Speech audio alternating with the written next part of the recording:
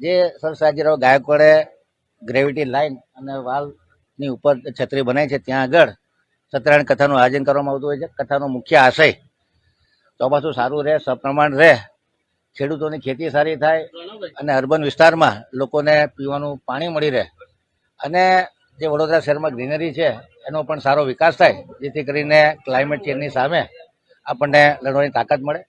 પુનર્વસુ નક્ષત્ર છે, એમાં આજે સત્યનારાયણ કથાનું આયોજન કરવામાં આવ્યું છે. પુનર્વસુ નક્ષત્ર એ આખું વર્ષ રિસોર્સફુલ રહે, આખું વર્ષમાં લોકોનું સંપત્તિ સર્જન થાય, લોકોની સુખ સમૃદ્ધિ વધે અને સાથે સાથે પુનર્વસુ નક્ષત્ર રેઝિલિયન્સની પણ સાઇન છે.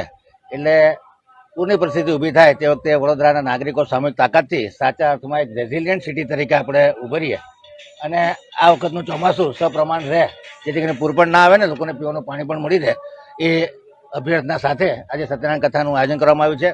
કથામાં વડોદરા શહેરના પ્રથમ નાગરિક શ્રીમતી પિંકીબેન સોની, સાંસદ શ્રી હેમાંગભાઈ જોશી, મ્યુનિસિપલ કમિશનર શ્રી અરુણ મહેશ બાબુજી તથા પાણી પુરવઠાના ચેરમેન, મોટી સંખ્યામાં કાઉન્સિલરો અને અધિકારીઓ ઉપસ્થિત છે.